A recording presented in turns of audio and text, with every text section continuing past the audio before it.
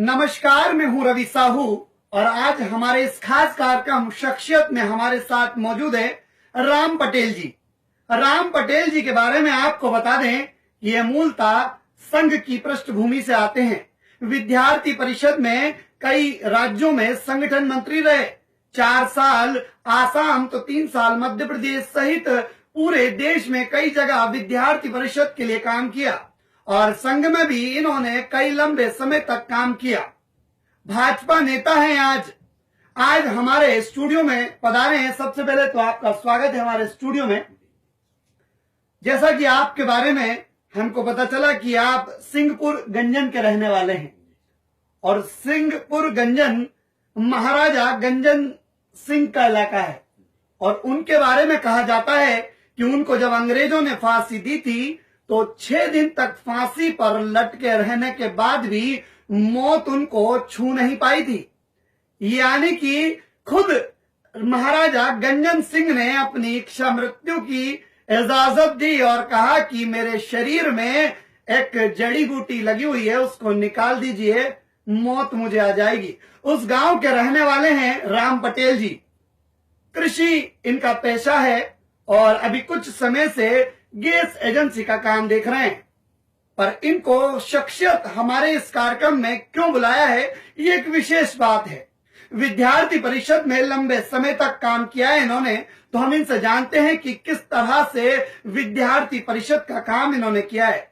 Sir बताइए, किस तरह से आपने विद्यार्थी परिषद में लंबे समय तक काम किया, आप लंबे समय तक संगठन मंत्री रहे? मैंने अखिल भारतीय विद्यार्थी परिषद में जब मैं पढ़ाई जबलपुर में कर रहा था, उसी समय संघ के संपर्क में आया। संघ के संपर्क में रहते हुए आरएसएस का द्वितीय वर्ग का मैंने प्रशिक्षण किया और उसके बाद मैं अखिल भारतीय विद्यार्थी परिषद का कार्यकर्ता बना। जब छात्र राजनीति कैंपस में मैं देख रहा था, छात्रों के साथ अत्याचार हो रहा था, उनको अपना अधिकार नहीं मिल पा रहा था, कॉलेजों में ठीक से पढ़ाई नहीं हो पा रही थी। मैं स्वयं उस कॉलेज में पढ़ता था। जब समस्याएं छात्रों की देखता था तो मन में लगता था कि मुझे भी कुछ करना चाहिए, अपनी पढ़ाई के साथ इन छात्रों के बारे में भी कुछ सोचना चाहिए। और यह विचार जब मेरे मन के अंदर आया और मैंने उसी समय विद्यार्थी परिषद ज्वाइन किया और काम लगातार छात्र राजनीति में मैंने सक्रिय भूमिका निभाते हुए जबलपुर संस्कार धानी में मैंने काम किया। और जब देखा कि यह काम ईश्वरीय काम है, संगठन का काम ईश्वरीय काम है, दूसरे की सेवा ही राष्ट्र का काम है, वही ईश्वरीय काम, इस ध्येय को लेकर के मैंने सोच लिया कि शिक्षा जीवन के लिए और जीवन देश के लिए, यह भाव लेकर के मैं विद्यार्थी परिषद का पूर्णकालिक कार्यकर्ता संगठन मंत्री बना और टीकमगढ़ में संगठन मंत्री रहा। इसके बाद बालाघाट नक्सलाइट बेल्ट से लगा हुआ क्षेत्र बालाघाट में भी संगठन मंत्री बना और संगठन ने जब देखा कि यह कार्यकर्ता अच्छा काम कर सकता है, देश और समाज के लिए सच्चे मन से काम कर सकता है, योग्यता रखता है, तो नॉर्थ ईस्ट में मुझे भेजने का प्लान किया और मैं जाकर के वहां ग्वालपारा जिला संगठन मंत्री बना।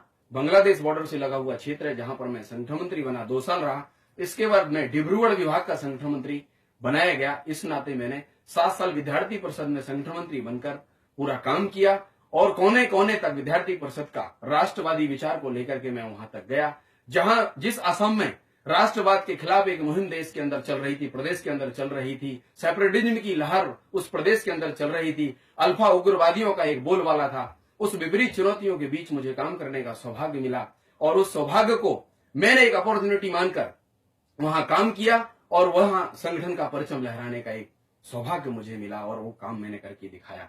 इसी नाते जब मैं जनवरी में वापस आया, संगठन की अनुमति अनुसार कि मुझे आगे समाज सेवा का ही जीवन भर काम किया है, सेवा का व्रत धारा, अर्पित जीवन सारा, यह विचार को लेकर मैं क्षेत्र में देखा कि क्षेत्र में भी कई कमियां हैं और उसको ध्यान में रखते हुए मैं वापस आया और अपने क्षेत्र में जहां मैंने जन्म लिया और मैंने उसको कर्म क्षेत्र बनाने का एक ध्येय बनाया और ध्येय मार्ग पर मैं आगे बढ़ चुका हूं और लगातार अभी देवरी क्षेत्र में सतत काम कर रहा हूं, चाहे वो शिक्षा का विषय हो, चाहे स्वास्थ्य का विषय हो। मेरा गौरवशाली बुंदेलखंड, जिसका इतिहास दुनिया जानती है, योद्धाओं के नाम से जानी जाती है, वहां की गौरवशाली परंपराएं, संस्कृति वहां की महान है। किसी कारणों के बस उस क्षेत्र का विकास नहीं हो पाया है, तो मेरे मन में वही कि मेरा स्वर्णिम बुंदेलखंड आगे बढ़े, मेरा प्रदेश आगे बढ़े और मेरा देवरी क्षेत्र जो शिक्षा में आज पीछे है, आज उनको प्रदेश की इतनी अच्छी योजनाएं जो प्रदेश के अंदर चल रही, माननीय मुख्यमंत्री महोदय, माननीय प्रधानमंत्री महोदय के माध्यम से इतनी प्यारी योजनाएं चल रही हैं जो जन जन तक पहुंच रही हैं। दीनदयाल उपाध्याय जी अंत्योदय का उद्देश्य लेकर के जो संगठन काम कर रहा है, वो योजनाएं ना पहुंचने के कारण मेरे अंदर ये दर्द है और पीड़ा है। मैं चाहता हूं कि यह अच्छी योजनाएं गांव गांव तक, गांव के गरीब तक, अंतिम छोर के व्यक्ति तक पहुंच जाए, क्योंकि जहां अंधेरा वहीं तो दीप जलाना है, यह उद्देश्य लेकर के मैं चल पड़ा हूं। गांव गांव में अलग जगाने के लिए, गांव के लोगों की मदद करने के लिए, उनको योजनाओं का लाभ मिले, उनको उनका अधिकार मिले, शिक्षा से जो वंचित है उनको शिक्षा में वो आगे बढ़े, क्योंकि शिक्षा ही जीवन का उजाला है। शिक्षित यदि युवा होगा तो क्षेत्र अच्छा आगे बढ़ेगा, देश आगे बढ़ेगा, विश्व गुरु भारत की जो परिकल्पना है वो साकार हो पाएगी। इस विचार को लेकर मैं समाज के इस काम में लगा हुआ हूं, और जीवन में एक ही मेरा व्रत है कि मैं सतत, जब तक जीवन मेरे प्राण है शरीर के अंदर, मैं सेवा में लगातार लगा रहूंगा। मैं बिल्कुल, जैसा कि इनका नाम है राम, और राम कहते ही एक अलग ही ओजस्व की कहते हैं कि फीलिंग्स आती है, वो आपकी वाणी में मुझे यहाँ पर देखने को मिल रही है।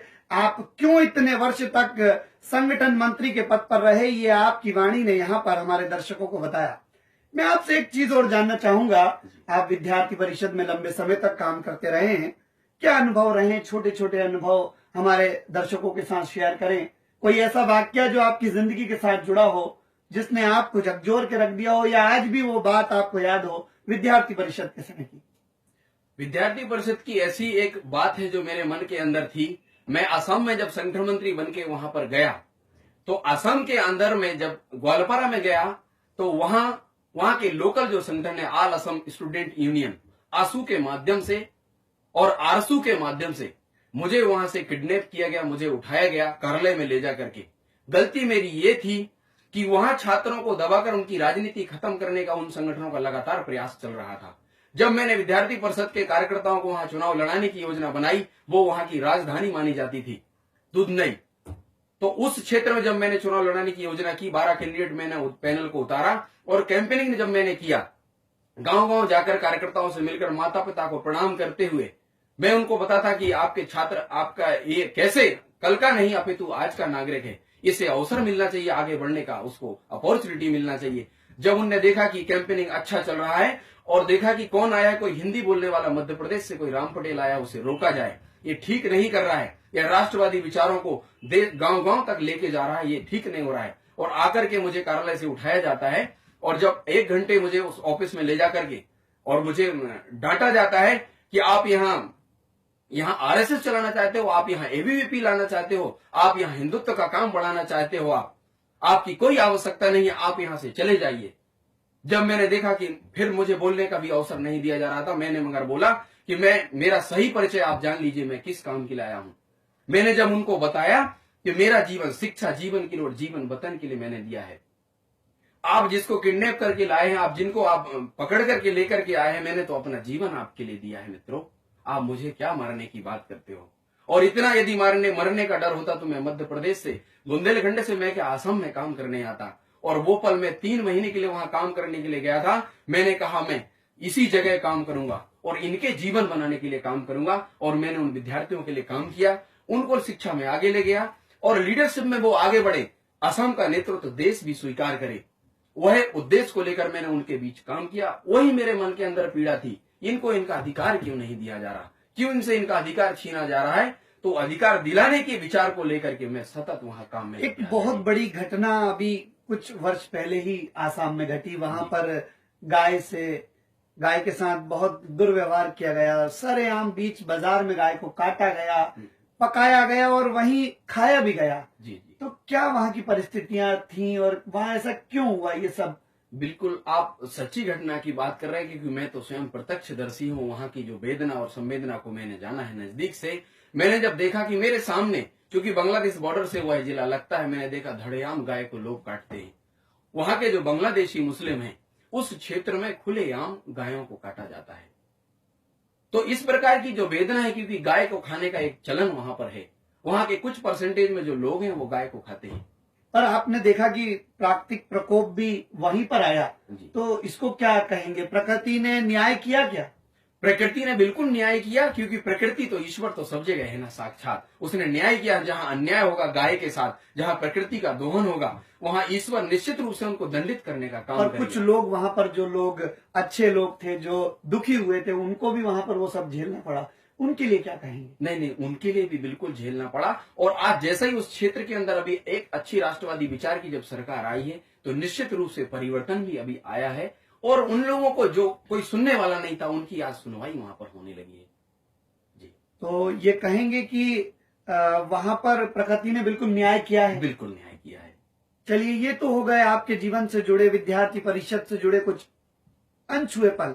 अब मैं बात करूंगा, आप किसान पुत्र हैं। जी, किसान पुत्र, कोई ज्यादा बड़ी खेती बाड़ी आपके पास नहीं है, कैसे घर चलता था? आप विद्यार्थी परिषद के नेता रहे हैं, झोला उठाया और चल दिए सेवा करने, तो कैसे घर चलता था वो भी कुछ बताएं। जी, मेरा जो जीवन है, मैं एक सामान्य परिवार से बिलोंग करता हूं। मेरे माता पिता कृषक हैं, 5वीं तक पिताजी की भी पढ़ाई हुई है और सामान्य परिवार में मेरा जन्म हुआ। मैं स्वयं खेतीबाड़ी करता था और अपनी पढ़ाई करता था और वो पढ़ाई करते हुए मैं आगे जबलपुर गया और जबलपुर जब गया मैं छात्रावास, पिछड़ा वर्ग छात्रावास थी, निःशुल्क वहां मुझे रहने का सौभाग्य मिला क्योंकि पैसा इतना नहीं था कि जबलपुर में रह करके मैं 5,000 का कमरा लूं और वहां पर पढ़ाई करूं। तो इस नाते मुझे छात्रावास में वहां रहने का अवसर मिला और छात्रावास में रहकर मैंने अपनी पढ़ाई की। साथ ही वहां SC ST के जो छात्रावास थी उसमें गरीब बच्चे वहां रहते थे, उनके लिए मैं शिक्षा, निःशुल्क शिक्षा देता था और साथ ही एक अलग से कमरा किराया लेकर के मैं गणित, 10वीं क्लास की गणित और इंग्लिश, उनको ग्रामर पढ़ाने का मैं एक सेंटर ऐसा चलाता था, उनको पढ़ाता था और उससे जो मेरे पास जो खर्चा आता था मैं अपनी पढ़ाई उसके माध्यम से पूरी करता था, किताबें खरीदता था और अपनी इस प्रकार की शिक्षा मैंने प्राप्त की। और जो खेती है मेरे पास, सामान्य परिवार से मैं बिलोंग करता हूँ, उस खेती से मैं मेरे अपने माता पिता का भरण पोषण होता था। कुछ जो पैसा बचता था वो मुझे देते थे। वो जानते थे कि मैं नहीं पढ़ पाया, मेरा बेटा पढ़ेगा तो देश के लिए कुछ अच्छा काम करेगा, परिवार का भी नाम रोशन करेगा, गांव का भी नाम रोशन करेगा। ऐसा मेरे पिताजी का, मेरी माँ जी का ऐसा विश्वास था। आज वर्तमान में आप भाजपा नेता हैं, तो भाजपा नेता हैं आप और वर्तमान में आप राजनीति कर रहे हैं, तो जनता के विकास के लिए क्या रोड मैप तैयार है? मध्य प्रदेश सरकार काम कर रही है, देश में मोदी जी की सरकार काम कर रही है, आप राजनीति में आ गए हैं, अब आपका क्या रोड मैप है, आप क्या करेंगे? मैं तो सबसे पहले ये कहूंगा, जिस प्रकार से मध्य प्रदेश में योजनाएं चल रही हैं, केंद्र की भी अच्छी अच्छी योजनाएं, जन कल्याण योजना है जो लगातार समाज को मिल पा रही है, बट देवरी जो क्षेत्र है वो ऐसा बीमारू जैसा बन गया जिससे कोई व्यक्ति बीमार हो जाता है। सिटिंग MLA कांग्रेस के वहां पर, इसलिए आप ये आरोप लगा रहे हैं? नहीं, ये बिल्कुल बात नहीं है। और जिस प्रकार से मैं देवरी क्षेत्र को देख रहा हूं कि वहां पर योजनाएं नीचे तक नहीं पहुंच पा रही हैं और वह क्षेत्र जो आगे बढ़ना चाहिए। आज देवरी में आप सबने सुना होगा कि नौरादेई अभ्यारण्य वहां पर बन गया है, देवरी से लगा हुआ। तो उस क्षेत्र में हम चाहते हैं टूरिज्म प्लेस देवरी विकसित हो, देश भर के सैलानी वहां पर आए और टाइगर को वहां देख करके जाएं, इससे वहां के लोगों को रोजगार भी मिलेगा। हम चाहते हैं देवरी शिक्षा के क्षेत्र में पिछड़ा हुआ है, वहां पे शिक्षा की अच्छे प्रबंध हो, अच्छे कॉलेज हो, इसलिए भी मैं प्रयास करूंगा कि वहां पर अच्छे कॉलेज डेवलप हो, इसके लिए भी मैं वहां सतत प्रयास करूंगा। साथ ही आज स्वास्थ्य की सुविधाएं देवरी के अंदर नहीं है, अच्छी हॉस्पिटल वहां पर नहीं है। किसी को यदि बड़ी बीमारी हो जाती, कोई तत्काल प्रॉब्लम हो जाती, वो कहां इलाज कराने जाएं, यह वेदना मेरे अंदर है। मैं चाहता हूं आगे क्षेत्र के विकास में मैं स्वास्थ्य के लिए भी अच्छी हॉस्पिटल वहां पर बने, उसके लिए मैं प्रयास करूंगा। शिक्षा के लिए अच्छे कॉलेज एवं अच्छी कोचिंग्स वहां पर खुले, वहां पे शिक्षा का भी अच्छा प्रावधान हो ताकि वहां शिक्षा ले सकें, हमारी बहनें भी शिक्षा ले सकें। बुंदेलखंड कला मंच के आप संस्थापक हैं जी, तो कला के क्षेत्र में भी आप बहुत कुछ कर रहे हैं, तो क्या कर रहे हैं, कुछ बताएं। जी, बुंदेलखंड कला मंच जो मैंने बनाया, मेरे दिमाग में यही था, मेरा स्वर्णिम बुंदेलखंड, वहां की कला संस्कृति महान है बुंदेलखंड की। राई, फागे, दिवाली, सेरे, अलग अलग प्रकार की विधाएं हैं जो कहीं ना कहीं विलुप्त हो रही हैं या उनका दुष्प्रचार किया जा रहा है। तो हम कला मंच के माध्यम से उसकी संस्कृति, परंपराएं, जो गौरवशाली इतिहास है, वो स्वर्णिम हमारे बुंदेल का इतिहास जाना जाए और आगे बढ़े। ये जो कला संस्कृति, कला से ही देश पहचान में आता है, उसकी संस्कृति से उस क्षेत्र की पहचान होती है। जैसे असम में हम जाते हैं, अपने बिहू को देखते हैं असम में, तो असम में के लोग लालायित हो जाते हैं। इसी प्रकार बुंदेलखंड की कला संस्कृति को भी मैं चाहता हूं वो आगे बढ़े। इसके लिए मैंने बुंदेलखंड और कला मंच इसलिए रखा कि विभिन्न प्रकार की प्रतिभाएं यूथ के अंदर होती हैं, छात्र के अंदर होती हैं। वो अच्छा कबड्डी खेल सकता है, अच्छा फुटबॉल खेल सकता है, अच्छा गायन गा सकता है, अच्छा ढोलक बजा सकता है, अच्छा मृदंग बजा सकता है, अच्छा गीत गा सकता है। तो विभिन्न प्रकार की प्रतिभाओं का कैसे विकास हो, कैसे वहां के यूथ का सर्वांगीण विकास हो, उसके लिए मैं बुंदेलखंड कला मंच के माध्यम से सतत काम कर रहा हूं। साथ ही मेरे उस बुंदेलखंड का संगठन है जो देवरी विधानसभा के अंदर 400 गांव में मैंने 50-50 की टीम बना करके अनेक प्रकार की उनको प्लानिंग दे करके काम पे लगाया हुआ है। तो आज के हमारे इस शख्सियत कार्यक्रम में हमारे साथ थे राम पटेल जी, जिन्होंने बताया कि कैसे विद्यार्थी परिषद में उन्होंने काम किया और किस तरह संघ की पृष्ठभूमि में भी उन्होंने काम किया और आज वर्तमान दौर में भाजपा नेता के रूप में काम कर रहे हैं और अपने क्षेत्र देवरी के विकास के लिए क्या क्या योजनाएं हो सकती हैं और साथ ही कला मंच के क्षेत्र में भी वे यहाँ पर काम कर रहे हैं और चाहते हैं कि सागर क्षेत्र का जो देवरी क्षेत्र है वो विकास की संभावनाओं को तलाशते हुए आगे बढ़ता रहे और निरंतर उस क्षेत्र में विकास होता रहे। हम फिर एक नई शख्सियत के साथ इस कार्यक्रम में आपके सामने फिर मौजूद होंगे। तब तक के लिए दीजिए हमें इजाजत। बहुत बहुत धन्यवाद।